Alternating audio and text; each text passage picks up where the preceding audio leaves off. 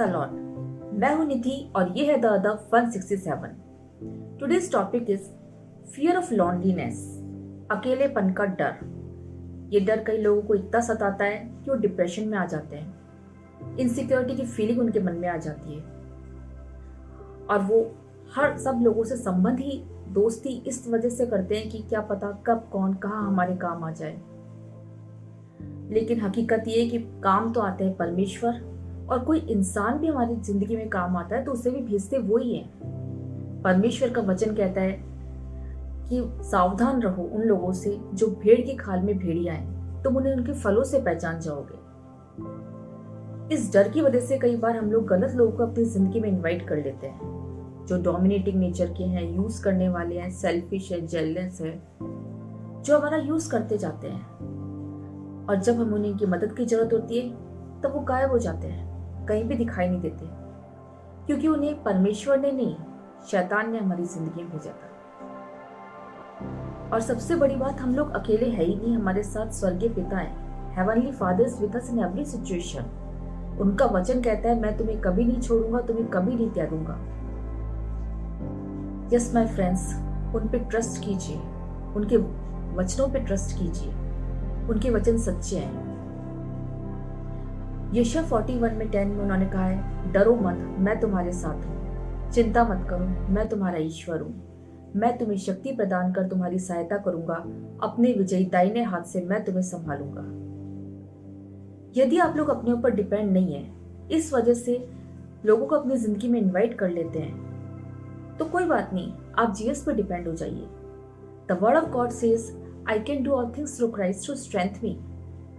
हमारी मदद हमेशा परमेश्वर की तरफ से आती है। जब पतरस ने सारी रात परिश्रम करने के बाद भी मछलियां प्राप्त नहीं की, तो परमेश्वर ने उससे कहा कि गहराई में जाल डालो।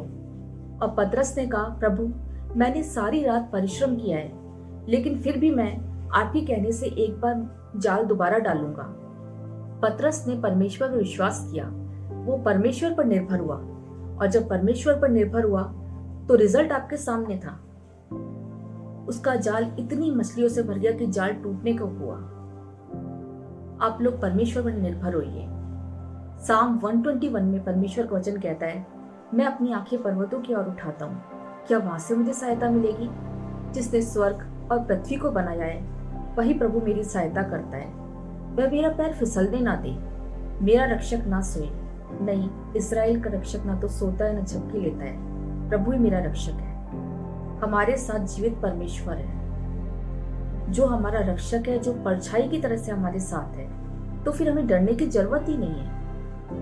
हम सबसे अलग हैं, हम चुने हुए लोग हैं। परमेश्वर हमसे बेहद प्यार करता है और हमारी लड़ाई भी वो लड़ता है, हमेशा हमारा साथ देता है, हमारी चिंता करता है। आइए हम परमेश्वर के वचनों को आज पढ़ते हैं और उन पर मेडिटेट करते हैं। भजन संहिता 139 में 2, तू मेरा उठना बैठना जानता है और मेरे विचारों को दूर से ही समझ लेता है। यूहन्ना 14 में 18-27, मैं तुम्हें अनाथ ना छोड़ूंगा, मैं तुम्हारे पास आता हूँ, मैं तुम्हें शांति दिए जाता हूँ, अपनी शांति तुम्हें देता हूँ। जैसा संसार देता है मैं तुम्हें नहीं देता। तुम्हारा मन व्याकुल ना हो और ना डरे। परमेश्वर से साथ जब हम संबंध बनाते हैं तो सबसे पहले हमें पीस देता है, शांति देता है। जो लोग यीशु को नहीं जानते उन्हें शांति नहीं मिलती। If you know Jesus you know peace, if you don't know Jesus you don't know peace, क्योंकि परमेश्वर शांति के राजकुमार है।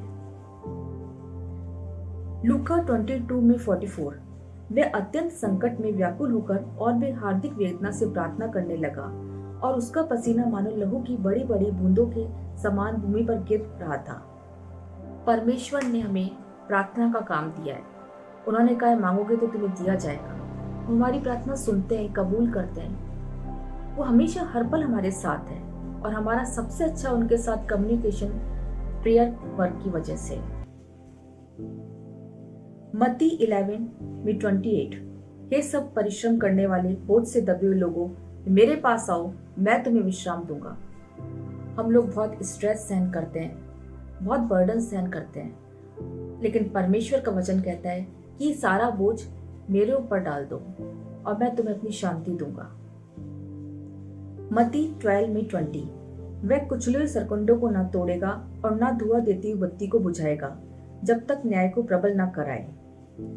यशायाह 61 में 3। और सिय्योन के विलाप करने वालों के सिर पर की राख दूर करके सुंदर पगड़ी बांध दूं, कि उनका विलाप दूर करके हर्ष का तेल लगाऊं और उनकी उदासी हटाकर यश का ओढ़ना ओढ़ाऊं। परमेश्वर चाहते हैं कि हम हमेशा उनमें आनंद मनाएं, क्योंकि उनका वचन कहता है हमेशा खुश रहो क्योंकि प्रभु निकट है, किसी बात की चिंता मत करो। जैसे दाऊद हमेशा परमेश्वर को अपने राइट हैंड साइड मानते थे, क्योंकि उनका विश्वास था कि परमेश्वर हमेशा उनके दाहिने तरफ है। ऐसा ही विश्वास हमें होना चाहिए। मत्ती 28 में 20।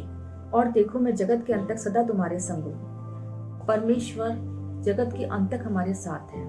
तो किसी भी सिचुएशन को हम फेस कर रहे हैं, हमें हमेशा ये ध्यान रखना चाहिए the end result is always good in every situation, क्योंकि जीसस ने कहा है आदि और अंत मैं हूं। हमारा रिजल्ट जीसस के हाथ में ही है। इब्रानियों 13 में 5। मैं तुम्हें कभी नहीं छोड़ूंगा और ना कभी त्यागूंगा। परमेश्वर ने हमसे वादा किया है कि हमें कभी नहीं छोड़ेंगे, कभी नहीं त्यागेंगे, क्योंकि वो इंसान नहीं है, वो परमेश्वर है जो हमें कभी धोखा नहीं देंगे। उनका प्यार सच्चा है। भजन संहिता 23 में 4। चाहे मैं घोर अंधकार से भरी हुई तराई में होकर चलूं तो भी हानि से ना डरूंगा, क्योंकि तू मेरे साथ रहता है। चाहे हम हार्ड टाइम को फेस कर रहे हैं तो भी हमारा कुछ बुरा नहीं होगा, क्योंकि परमेश्वर हमारे साथ है। वो कह रहे हैं कि यदि तुम समुद्र पार करोगे तो जल धाराएं तुम्हें नहीं डुबाएंगी, यदि तुम आग पार करोगे तो ज्वालाएं तुम्हें नहीं जलाएंगी, क्योंकि मैं हर सिचुएशन में तुम्हारे साथ हूँ। हमें परमेश्वर पर विश्वास रखना चाहिए और मेडिटेट करना चाहिए उनके वचनों पर। परिस्थिति की तरफ ध्यान नहीं देना चाहिए, हमें परमेश्वर के वचनों पर कंसंट्रेट करना चाहिए, और तभी हम विक्ट्री को हासिल करेंगे। वो विक्ट्री, वो जीत जो परमेश्वर ने पहले से ही हमें दे दी है। हमारा मन व्याकुल नहीं हो सकता, क्योंकि परमेश्वर हमारे साथ है। वो हर पल हमारे अंदर, हमारे दिल में निवास करते हैं, क्योंकि उन्होंने कहा है कि तुम्हारा शरीर परिशुद्ध आत्मा का मंदिर है और उसमें प्रभु का निवास रहता है। तुम्हारा शरीर एक मंदिर है और तुम्हारे दिल में परमेश्वर निवास करते हैं। I hope you will be blessed by this video. मैं आज उन लोगों के लिए दुआ करती हूँ जो अकेलेपन से परेशान हैं। परमेश्वर उन्हें शक्ति दे, उन्हें सामर्थ्य दे कि उनमें विश्वास की आत्मा आए और डर की आत्मा उन्हें छोड़ के चली जाए, और परमेश्वर के साथ कम्युनिकेशन करें, उनके साथ प्रार्थना से एक संगति करें, एक हो, जिससे वो एक शांति को पाए। Thank you so much. यदि आपको मेरा वीडियो पसंद आया तो इसे लाइक कीजिए, शेयर कीजिए। आप हमें फॉलो कर सकते हैं इंस्टाग्राम पे, फेसबुक पे। आप चाहें तो भी कुछ लिखकर भेज सकते हैं ईमेल के जरिए। Thank you so much. Please God.